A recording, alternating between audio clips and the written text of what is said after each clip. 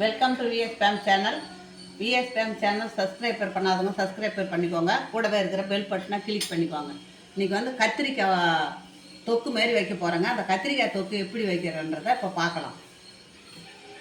கத்திரிக்காயில் வந்து இரும்பு சத்து நிறையா இருக்குதுங்க. நிறைய பேர் அவாய்ட் பண்ணுறாங்க, கத்திரிக்காய் சாப்பிடக்கூடாது, தோல் நோய் அரிக்குது அது இதுன்னு. கத்திரிக்காயில் எவ்வளோ இரும்பு சத்து, எவ்வளோ ஒரு எல்லாமே நம்ம ரத்தத்தை சுத்தம் பண்ணுறது எல்லாமே கத்திரிக்காயில் அவ்வளோ ஒரு இது இருக்குதுங்க. நிறைய பேர் கத்திரிக்காயை அவாய்ட் பண்ணுறாங்க, அதெல்லாம் பண்ணாதீங்க. கத்திரிக்காயை சாப்பிடுங்க. கத்திரிக்காய் சாப்பிட்டா அவ்வளோ நல்லது. உள்ள குடல் புண்ணை கூட ஆத்துற இது சக்தி இருக்குது. அதுக்கு குடல் புண்ணை கூட ஆத்திரும் அது. அதனால தான் இப்போ அந்த காலத்தில் பிரசவம் ஆனவங்களுக்குலாம் கத்திரிக்காயை போட்டு போட்டு வச்சு சாப்பாடு கொடுத்தாங்க. ஏன்னா அவங்களுக்கு குடலில் புண்ணாக இருக்குது இல்லை, அதை ஆற்றுறதுக்காக தான். இந்த மாதிரி அரிஞ்சிக்கோங்க. கத்திரிக்காயை காம்பு இந்த மாதிரி காம்பு விட்டு இந்த மாதிரி அரிஞ்சிக்கோங்க. இது மாதிரி அரிஞ்சு போட்டுக்கோங்க. இது முதல்ல வதக்கி வச்சுக்கலாம்.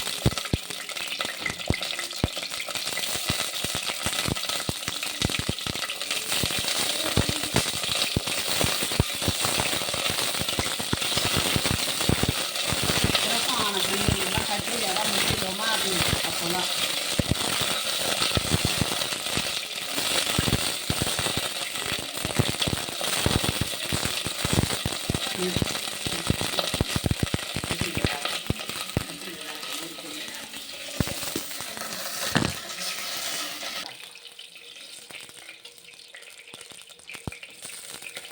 இந்த மாதிரி வதங்கின பிறகு நம்ம எடுத்து வச்சுக்கோங்க. வெந்தயம் போட்டுக்கலாம். வெந்தயம்,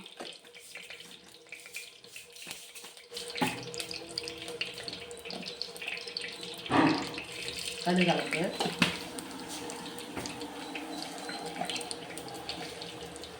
ஜீரகம்,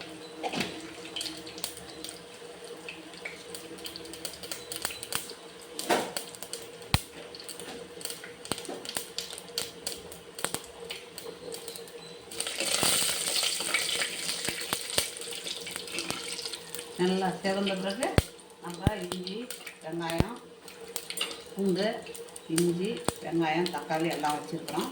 நம்ம போட்டுக்கலாம்.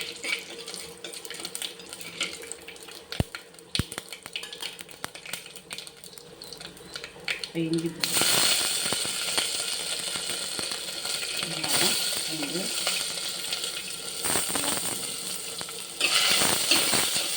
வெங்காயம் ஒரு மீடியம் சைஸ் ஒரு 3 வெங்காயம் இருந்தால் போதும். உங்களுக்கு எத்தனை பேர் இருக்கிறீங்களோ அதுக்கு தகுந்த மாதிரி நீங்கள் பண்ணிக்கலாம்.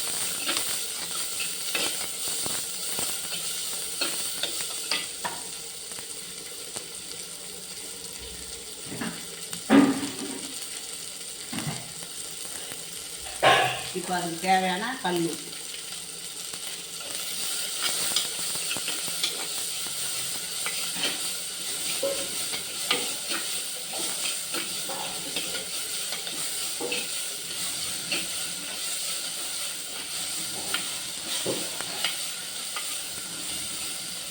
கண்ணாடி பதத்துக்கு வதங்கிட்டு இப்போ நம்ம தக்காளியை சேர்த்துக்கலாம். கறிவேப்பிலையை சேர்த்துக்கலாம். கொஞ்சமாக போட்டுக்கலாம்.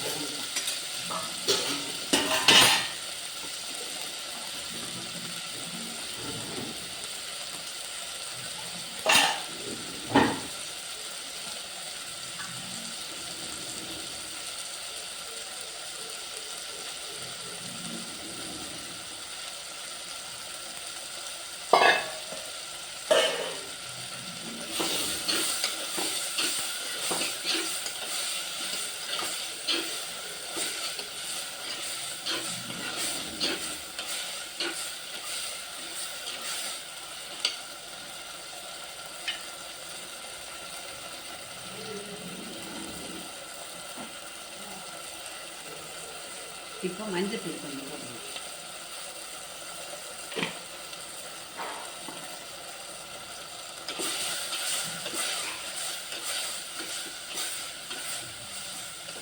நல்லா வதங்கிட்டு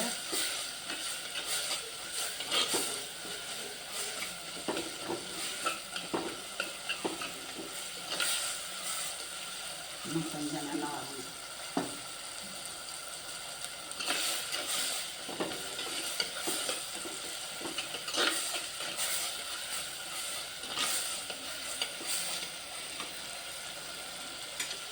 இப்போ நம்ம இந்த கத்திரிக்காயை போட்டுக்கலாம்.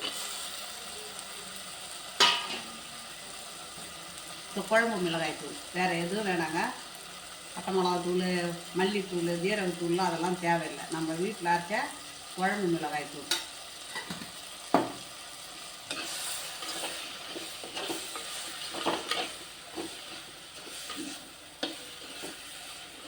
இப்போ அதுக்கு தேவையான புளி ஊற்றிக்கலாம்.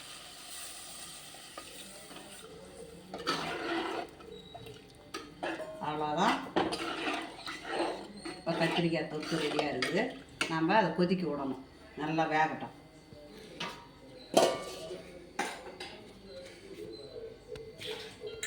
நல்லா வேர்க்கடலை கொஞ்சம். இப்போ இதுக்கு தேங்காய் தேவையில்லைங்க. தேங்காய் அப்போ தான் சாப்பிட்லாம். அப்புறம் வச்சிருந்து சாப்பிட்டா அது ஒரு மாதிரியாக சல்படிக்கிற மாதிரி இருக்கும். அதனால் தேங்காய் வேணாம். இப்போ இது வேர்க்கடலை, முந்திரி இதை மட்டும் நம்ம அதுக்கு அரைச்சி ஊற்றிக்கினா போதும். கொஞ்சம் இப்போ நம்ம முந்திரியும் வேர்க்கடலையும் நம்ம போட்டுக்கலாம்.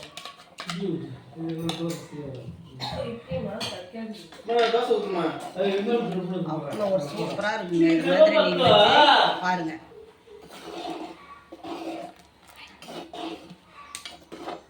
இப்போ கொதிக்கிட்டோம், கொஞ்சம் நேரம் ஒரு கொதி வரட்டும். அப்புறமா நம்ம தொக்கு ரெடி ஆகிடுதுங்க. சூப்பராக இருக்கும். நீங்களும் இதே மாதிரி செய்து பாருங்கள். செய்து பார்த்துட்டு எனக்கு கமெண்டில் சொல்லுங்கள். இது பிடிச்சிருந்ததுன்னா எனக்கு லைக் பண்ணுங்கள், கமெண்ட் பண்ணுங்கள், சப்ஸ்கிரைப் பண்ணுங்கள்.